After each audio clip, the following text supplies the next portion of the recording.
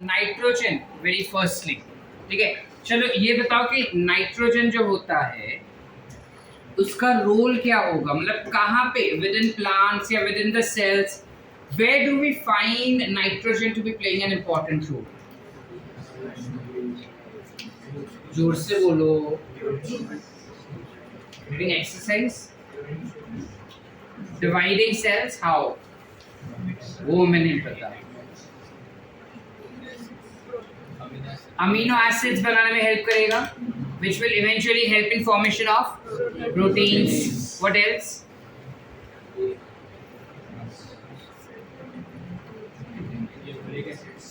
Nucleic acids बनाएगा, DNA RNA बनाने में हेल्प करेगा वो। और क्या?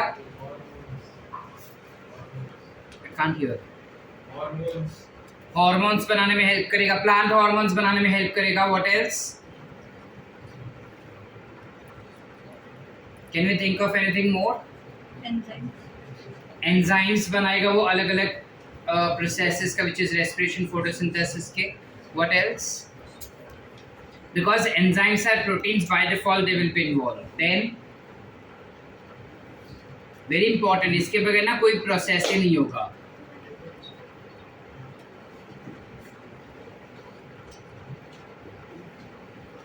नाइट्रोजन एक ऐसे केमिकल बनाने में हेल्प करता है, उसके बगैर हमारे बॉडी के, प्लांट के बॉडी के कोई भी लिविंग ऑर्गेनिज्म कभी काम ही नहीं कर पाएगा। तो बोल दिया। If this gets broken down, you get energy. ATP is composed of adenosine. So adenine is there, which is nothing but a nitrogen base. So you require nitrogen in that. Yes. अच्छा, protein cell के अंदर कहाँ पे काम आता है? Cell membrane. So can we say that for synthesis of cell membrane, nitrogen is involved? What else? Which other structures can be made by nitrogen? जैसे RNA DNA हो गया, जैसे सेल मेम्ब्रेन हो गया, वैसे और क्या बन सकता है नाइट्रोजन के हेल्प से? That is DNA. Cytoskeleton will be protein filaments. Okay, then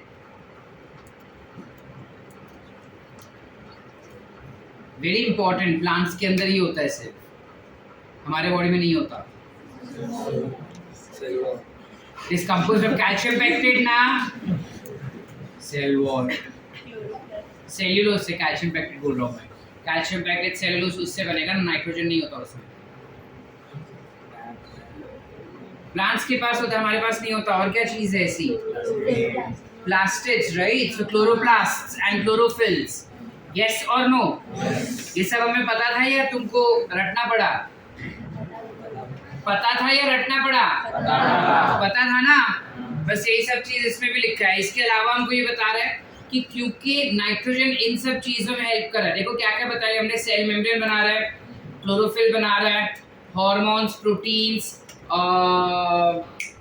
cytoskeleton, ये सब बनाने में हेल्प कर रहा है। ये सब अगर बनाने में हेल्प करता है, सेल डिवीजन में भी हेल्प करता है वो। सो अगर ये सारी चीजें बनाने में वो हमको हेल्प कर रहा है, प्रीटी ऑब्वियस जो कॉन्स्टेंटली डिवाइडिंग रीजन्स रहेंगे वहां पे हमको नाइट्रोजन का जरूरत ज्यादा रहेगा। सो सबसे ज्यादा नाइट्रोजन हमें कहाँ मिलेगा? The region where consistent division takes place. What is those region? Meristematic tissues, that is root and shoot tips. So root and shoot tips में ज्यादा दिखाई देगा, जो मेरिस्टेमेटिक रीजन्स रहेंगे वहां पे नाइट्रोजन ज्यादा दिखाई देगा अपने को। इसके अलावा nitrogen is absorbed in what form?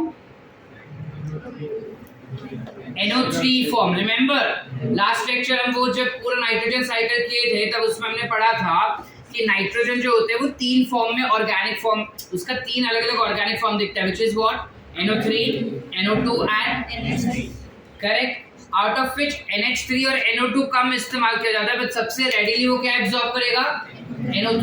NO3 forms. So let's see what NCERT has to say us about it.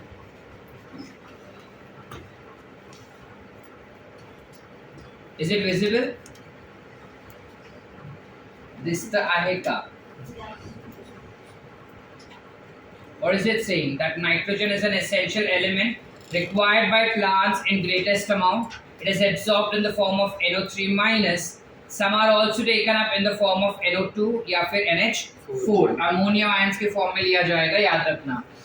Nitrogen is required by all parts of the plant, but particularly it will be required by meristematic tissues and those cells which are metabolically active. Nitrogen is one of the major constituents of protein, nucleic acid, vitamins and hormones. ये सारी चीजें तो हमें पता ही थी ना भाई, रटना पड़ा हमें नहीं. It's pretty easy. The next thing that we have is phosphorus. कहाँ पे इस्तेमाल किया जाता है phosphorus? दक्षिण फट से नीचे देख लिया, किसे पूछने वाले. Phosphorus बताओ. अच्छा, firstly phosphorus will be absorbed in what form? Phosphate ions. जैसे जोर से बोल. Phosphate ion form में ही होगा उसका absorption, right? Phosphate कहाँ पे इस्तेमाल किया जाएगा प्लांट्स के अंदर? ATP formation. What else? Phosphoester bond बनाने में phosphate चाहिए, वो structure बनाने में. Which is that structure?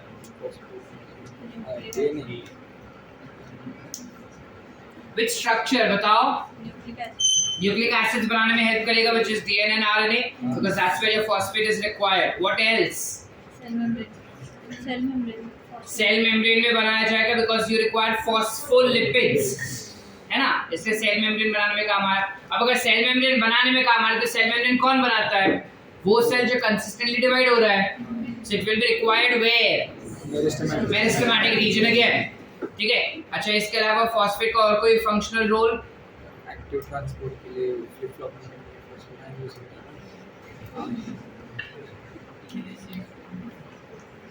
हमने कहा सेल मेम्ब्रेन में काम आ रहा है, एटीपी बनाने में काम आता है. Then we said DNA RNA बनाने में काम आता है, right? So these are few things that we know. इसके अलावा और कुछ ट्राई करो कल में. एंजाइम.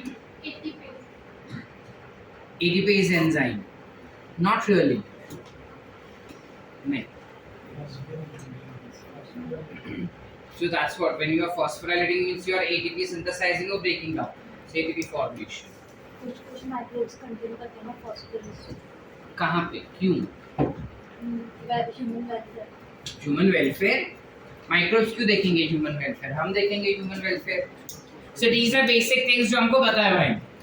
इससे ज़्यादा हम अकल नहीं लगा पा रहे कि फॉस्फोरस प्लांट्स में कहाँ इस्तेमाल होगा. So fair enough, it's okay. हमें जबरदस्ती आंसर देने की जरूरत नहीं है. Phosphorus is absorbed by the plants in the form of phosphate ions, which can be H2PO4 या फिर HPO4 2-. Phosphorus is constituents of cell membrane as we spoke. Some proteins might have phosphorus. All nucleotides have. All nucleic acids and nucleotides will have, and it will be required for all phosphorylation reaction. ठीक है? So when we say all phosphorylation reaction, meaning both in your photosynthesis as well as, which is pretty much related to ATP synthesis. They've not mentioned anywhere ATP, and that's why they've given it as phosphorylation reaction. हाँ, नीचे का फटाफट देख लिया अभी क्या है. Next is potassium. चलो बताओ. Where will we utilize potassium? Protein synthesis में कैसे? Where do you utilize protein synthesis में potassium? पता है किसने भाई देवी बोला कौन ये? हाँ दक्ष, बताइए. Where in protein synthesis will you require potassium? Cheater. चलो बताओ. स्टोमाटा का ओपनिंग एंड क्लोजिंग जो पिछले चैप्टर में हम पढ़ चुके हैं. जैसे ही पोटेशियम आता है, पानी साथ में आता है, जिस वजह से स्टोमाटा ओपन हो जाएगा. पोटेशियम जाएगा, पानी जाएगा, स्टोमाटा क्लोज हो जाएगा. तो स्टोमाटा का ओपनिंग एंड क्लोजिंग के लिए हमें पोटेशियम चाहिए होता है. इसके अलावा तुमको मुबीन सर ने पढ़ाया है about depolarization and polarization. Yes or no? Yes. Where probably he has explained you all that you have something like sodium potassium pump that is responsible for getting exchange of sodium and potassium. So basically what that exchange is doing, that exchange is maintaining some amount of charge or ionic balance within the cells. So cation anion balancing के लिए you will require potassium ions present. Yes or no? What else?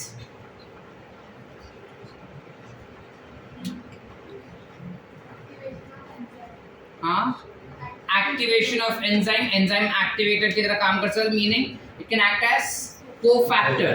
सो दक्ष जो copy करके बोला ये उसी का answer है कि अगर वो प्रोटीन सिंथेसिस में हेल्प करता है तो प्रोटीन सिंथेसिस के जो एंजाइम्स होते हैं उनको एक्टिवेट करने के लिए you will require potassium to be present. Yes Shruti, you have something more to से?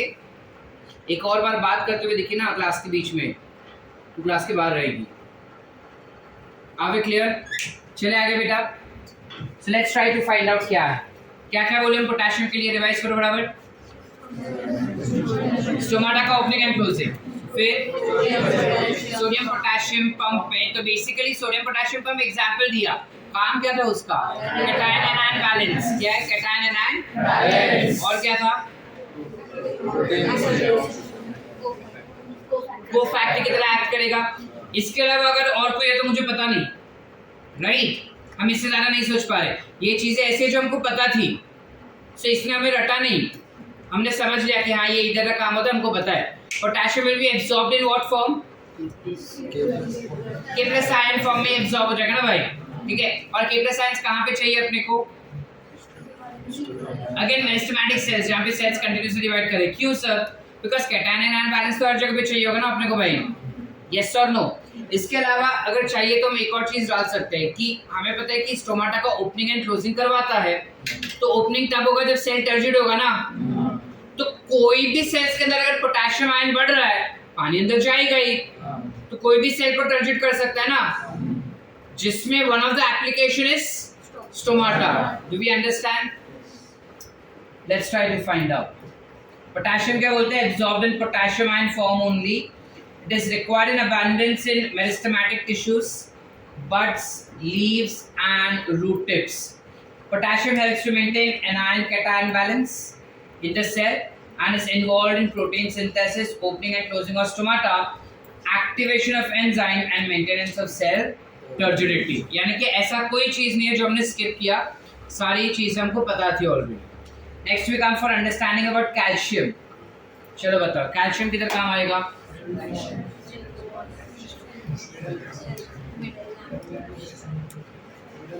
मिडल लैमेला बनाने में हेल्प करेगा, which is part of your cell wall.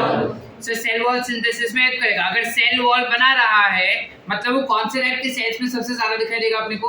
Meristematic cells, because they will divide and synthesise a new cell wall. Yes और no बेटा? Okay, so it is utilised over there. Apart from that calcium का कहाँ पे इस्तेमाल किया जा सकता है? बोन्स बनाने में, but unfortunately plants don't have bones, we go for something else. Differentiation process में कैसे? सेल डिवीजन में काम करेगा या डिफरेंशिएशन? सेल डिफरेंशिएशन बोल रहा है तो फिर डिफरेंशिएशन में कैसे? जय माता दी। डिफरेंशिएशन तुमने पढ़ा बोर्ड से लेकिन करेक्ट नहीं पढ़ा, गलत वर्ड पढ़ा। कहाँ पे हेल्प करेगा बताओ कैल्शियम?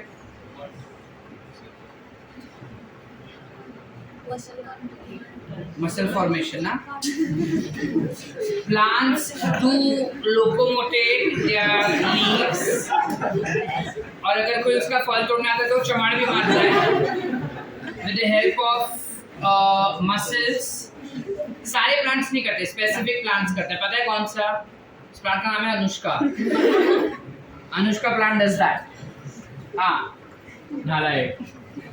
कैल्शियम का और क्या होगा? दैट्स इट, बस खाली सेल वॉल बनाएगा और कुछ नहीं। चलो ठीक है, खाली सेल वॉल बनाता है। एक खाली मैं बता देता हूँ, बाकी अपन देखते क्या है। जो कैल्शियम्स होते हैं, you know there is something existing called spindle fibres. Spindle fibres are composed of dash hardcore. Spindle fibers are composed of which chemical? Microtubules, right? Which will have dash protein in them. Tubulin protein.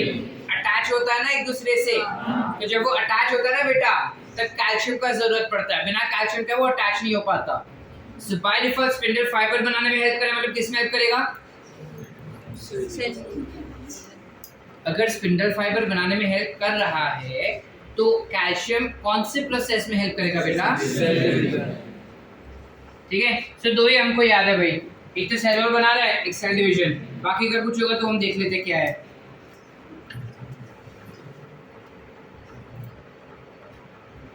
So when we talk about that, calcium is required by meristematic and differentiating tissues. During cell division, it is used. Plant absorb calcium from soil in the form of calcium ions, and during cell division, it is used in synthesis of cell wall, particularly calcium pectate, which is middle lamellae. It is also needed during mitotic spindle formation. It accumulates in older leaves. Obvious है, calcium हमेशा पुराने leaves में ज्यादा पाया जाएगा। बताओ क्यों?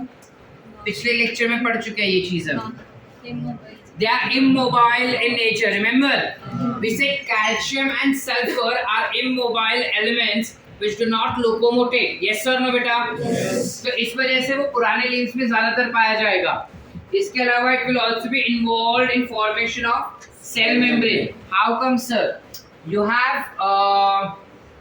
pretty much same thing कि तुम्हारा जो लिपिड्स और प्रोटीन्स होते हैं उनके अटैचमेंट के लिए या लिपिड का फ्लूइडिटी वगैरह मेंटेन करने के लिए कैल्शियम का इस्तेमाल किया जाता है। इसके अलावा it activates enzyme, it will act as cofactor and play important role in regulating metabolic activities. ठीक है, तो कैल्शियम के बारे में क्या क्या लिखा है आपके एनसीईआरटी में? हमें सिर्फ दो चीजें पता थी बेटा, एनसीईआरटी ने काफी सारी चीजें बताई, गायब हो गया। एनसीईआरटी ने काफी सारी चीजें बताई, हमें सिर्फ दो बता दी। कौन सी बता दी हमको? कि सेल वॉल बनाता है, स्पिंडल फाइबर बनाता है।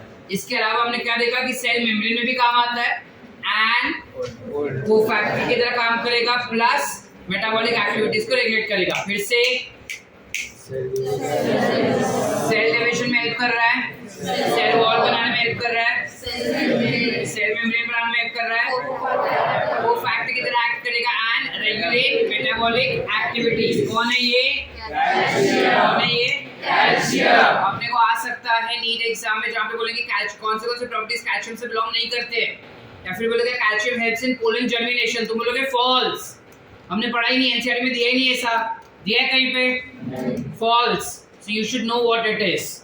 ठीक है, और सबसे ज्यादा क्वेश्चन अगर मिस्टेक्स हो रहा तो इसी पार्ट में से जाएगा इस चैप्टर के, बाकी सारा इजी है। चलो नेक्स्ट, मैग्नीशियम के बारे में बताओ, कहाँ पे यूज होगा मैग्नीशियम? क्लोरोफिल बनाने में हेल्प करता है वो अपने को। फिर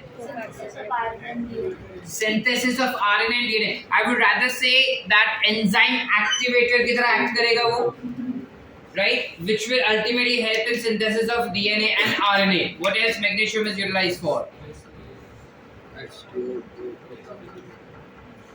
समझिए वैसे भाषा में बोलो। H2O को ब्रेक डाउन करने के लिए, H2O को ब्रेक, फोटोलिसिस ऑफ वाटर में मैग्नीशियम हेल्प करेगा। What else? हाँ, वो बोल दिया, क्लोरोफिल स्ट्रक्चर बनाएगा।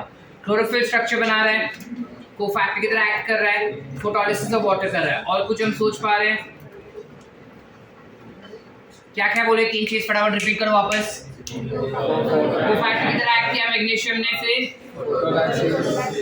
फोटोलिसिस ऑफ वाटर, फिर हाँ स्ट्रक्चर ऑफ। सुमित जाग रहा है तो बोलना सर, आईटीबी वापर, खाना नहीं खाया?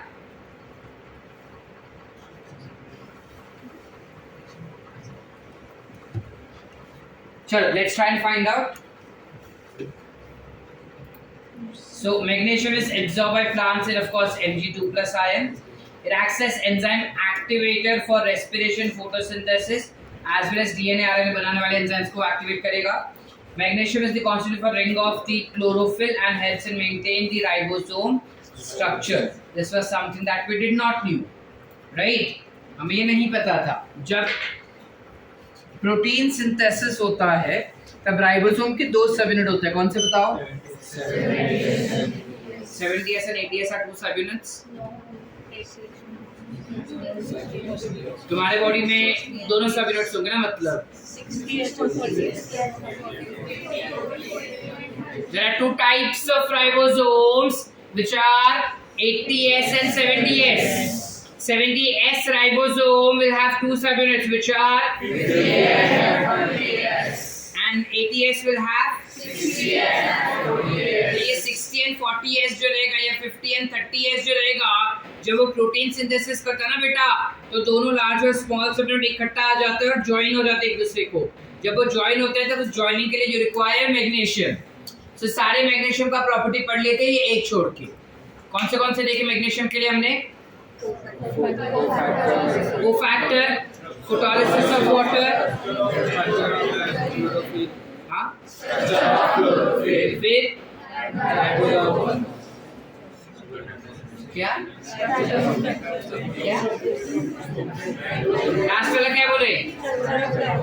Structure of ribosomes. ठीक है, मैग्नीशियम के बाद दिया है सल्फर। सल्फर किधर पढ़े हम? पढ़ा है सल्फर जिंदगी में कहाँ पे? Biomolecules, very good. I'm glad you remember the name of this chapter. Amino acids बनाने में हेल्प करता है बेटा। Yes, sulphur containing amino acids होंगे। इसके अलावा सल्फर कहाँ पे काम आता है? सो प्रोटीन सिंथेसिस में हेल्प करेगा। देन इसके अलावा भी हम बहुत जगह पे सल्फर पढ़े हैं। स्पेसिफिक बताऊं मैं अगर, तो तुम्हारे फोटोसिंथेसिस और रेस्पिरेशन में ही।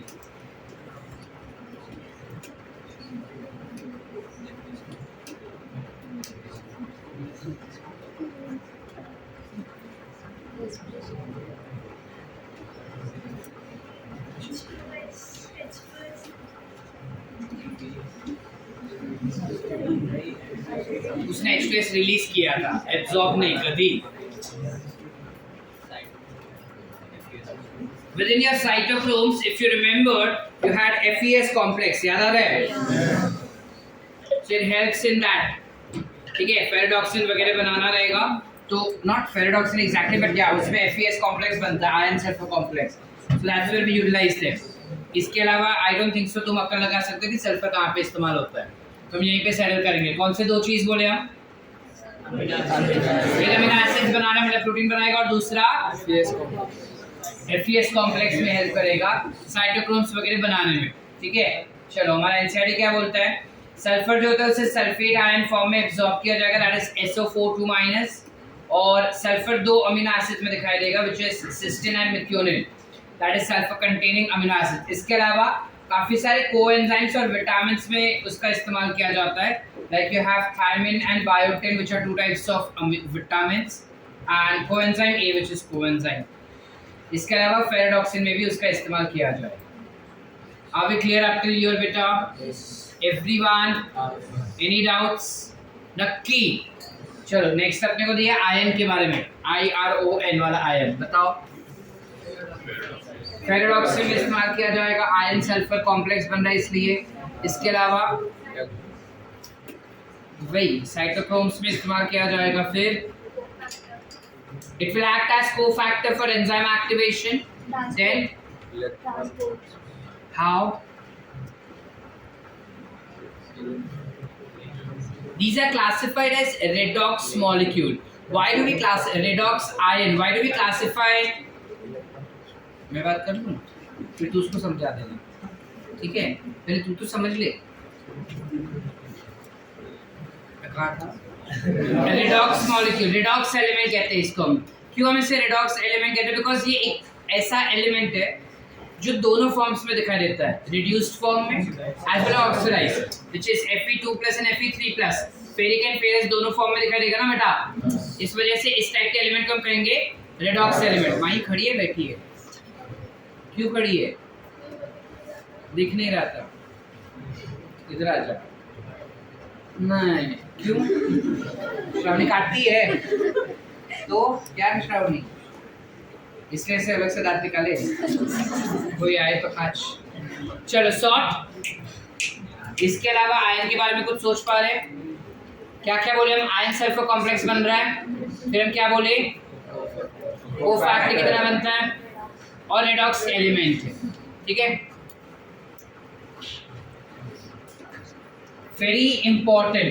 Iron will always be absorbed in the form of Fe3+. This was asked in NEET examination statement based question में कि कौन सा statement false है करके। जिसमें उन्होंने बोला था that iron is absorbed in both ferric as well as ferrous iron. False. Iron is absorbed in ferric forms. ठीक है? It is required in large amount in comparison to micronutrients that other micronutrients. It is an important constituent of proteins that involve transfer of electrons like ferredoxin and cytochromes. It is reversibly oxidized, that means it's a redox molecule. ठीक है? इसके अलावा it activates catalase enzyme, so we've said that it acts as enzyme activator. Is essential for the formation of chlorophyll synthesis. कहाँ पे इसका chlorophyll बनने में help करता है वो?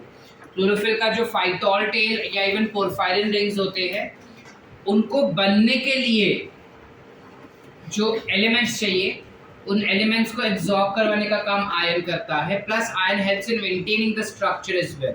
सो that's why iron is playing an important role in chlorophyll structure. Are we clear?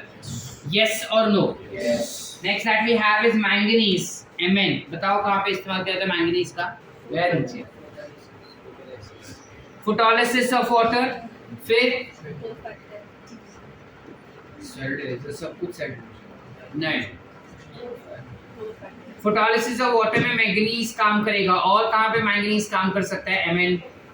It will act as cofactor. Manganese can act as cofactor. What else? Manganese will be absorbed in what form? Magnesium. Manganese will be absorbed in the form of magnesium.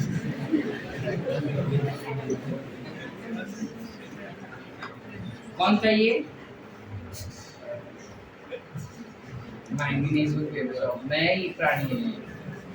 Manganese is absorbed in the form of manganese ions, which is Mn2 plus. It activates enzyme for photosynthesis, respiration, and nitrogen metabolism. Best defined as splitting of water for oxygen liberation and photosynthesis. Are we clear? Next is zinc. देख लिए. Zinc का क्या काम है? एक तो पहले वो दो ही काम है इसका. जिंक का कौन सा दो काम रहेगा? एक एंजाइम एक्टिवेटर की तरह काम करेगा, और दूसरा एक हार्मोन होता है प्लांट में जिसे कहते हैं ऑक्सिन. सुना है कभी? बचपन में हमको था ये हार्मोन. ऑक्सिन को बनाने के लिए हमें जिंक चाहिए. दो काम के लिए एक्ट कर रहा है. कौन सा दो काम था बेटा? Cofactor and auxin synthesis. कौन सा दो काम? Cofactor and auxin synthesis. Are we clear? Yes और नो? Yes. ठीक है. That's with regarding which element we're talking about. It will be absorbed in the form of Zn plus. So zinc is obtained in zinc ion forms. It activates various enzymes like carboxylase and helps in synthesis of oxygen. दूसरा है copper. Copper किस लिए काम आता है? Mitochondria में. Cytochrome. Cytochromes बनाएगा. Cytochrome A से A3 याद आ रहा है? उसमें यू हैड कॉपर आयंस. इसके अलावा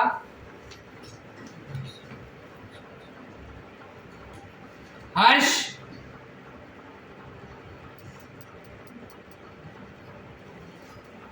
what else?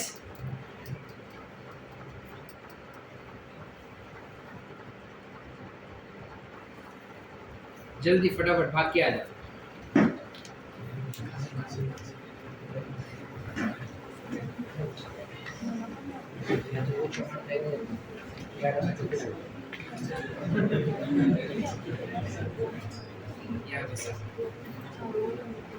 एक और बात तेरा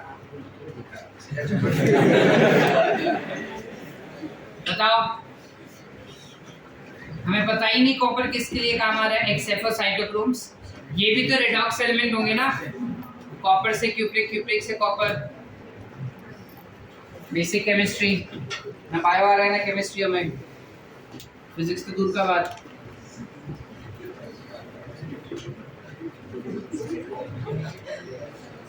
कॉपर का क्या दिखा रहा है अपने को यहाँ पे? देखो जरा. It is absorbed in cupric ions forms, that is Cu2 plus, essential for overall metabolism within the plants. And like iron, this will also have redox reactions में involve किया जाएगा इसको. and because they are reversible in nature. फिर boron, देखो boron के बारे में हमें कुछ नहीं पता अभी, ये जो तीन दिया ना 1 2 3 तीनों के बारे में कुछ नहीं पता एक्सेप्ट फॉर मोलिब्डेनम के बारे में। बताओ क्या पता है अपने मोलिब्डेनम के बारे में? It acts as enzyme activator for nitrogen fixation. Nitrogen fixing enzymes जो भी रहेंगे उसमें अपने को मोलिब्डेनम चाहिए। याद आ रहा है? पिछले हफ्ते कुछ पढ़े थे, हम पढ़ाई भी किए थे, खाली फोटो नहीं खींचे थे। याद आ रहा है? हाँ या नहीं? घर जाना है फिर मोलिब्डेनम किधर काम आया था?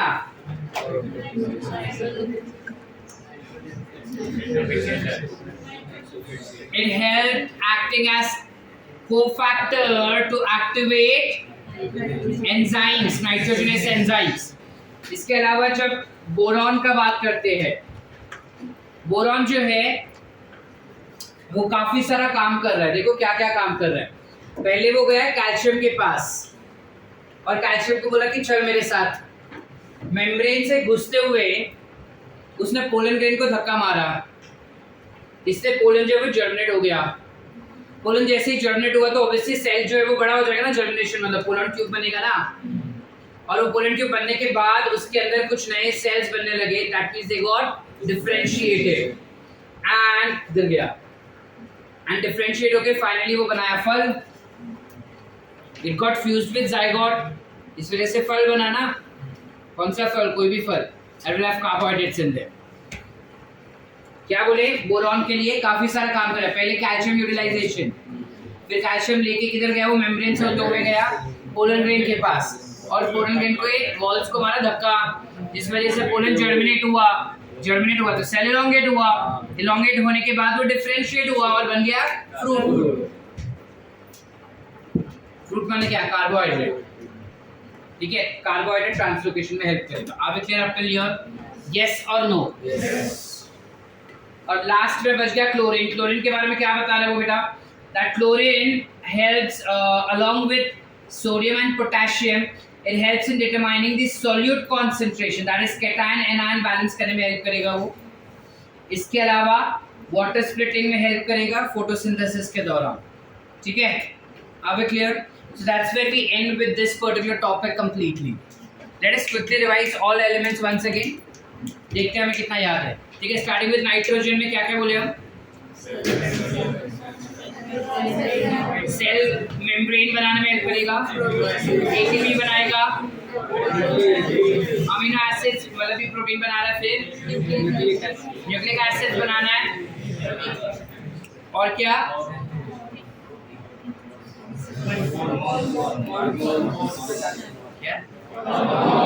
हॉर्मोन्स बनाएगा, विटामिन्स भी बनाएगा। हो गया? Nitrogen will be absorbed in the form of NO3 minus. ठीक है, कहाँ पे ज्यादा पाया जाएगा? मेरिस्टेमेटिक में। नाइट्रोजन के बाद हमने पढ़ा फास्फोरस, बताओ कहाँ पे काम आता है? एटीपी बनाने में फास्फोराइलेशन रिएक्शन, फिर डीएनए आरएनए, फिर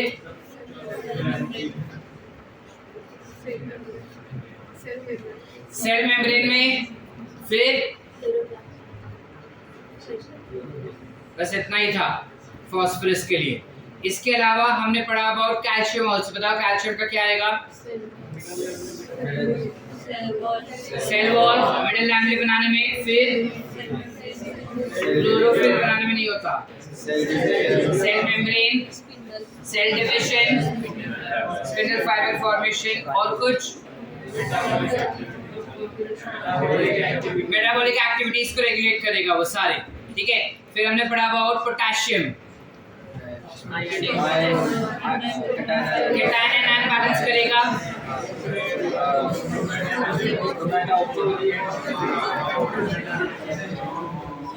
मैंने पूछा उसने नहीं। Opening and closing of stomata and thus turgidity of the cells. ठीक है, और कुछ बोल दिया वो तो पहले। It might act as cofactor also. ठीक है, फिर इसके अलावा भी also have something called sulphur. Sulphur का क्या देखे? अमीनो एसिड्स बनाने में हेल्प करता है, उसके साथ साथ बायोटिन वगैरह, so that is what vitamins में हेल्प करेगा और कोएंजाइम्स बनाएगा, प्लस एक और चीज FeS कॉम्प्लेक्स जिस फेरेडॉक्सिन बनाने में हेल्प करेगा।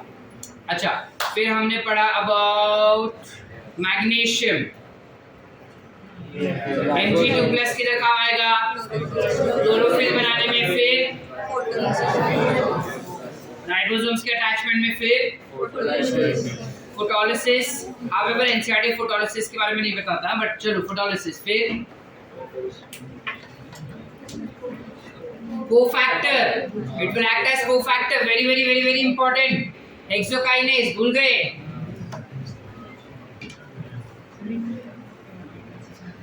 फिर क्या, डन। फिर आयन, IRON, फेरेडॉक्सिन में बनाएगा, हाँ। फिर रेडॉक्स एलिमेंट हो गया वो, और बस it will act as cofactors, ठीक है। फिर हमने पढ़ा अबाउट जिंक, जिंक का क्या था बताओ, नहीं सब में कोफैक्टर नहीं घुसता। जिंक का क्या पढ़ा हमने,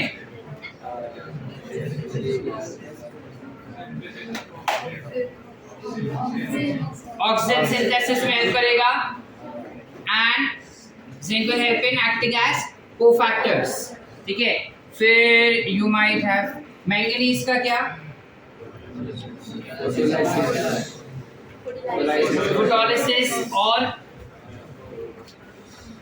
वही अपना फेवरेट कोफैक्टर, ठीक है। फिर बोरॉन के लिए क्या था,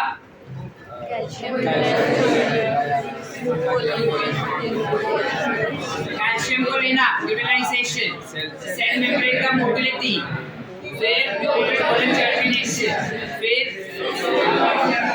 cell differentiation, carbohydrate translocation, sort है, ओके। फिर मॉलिब्डेनम,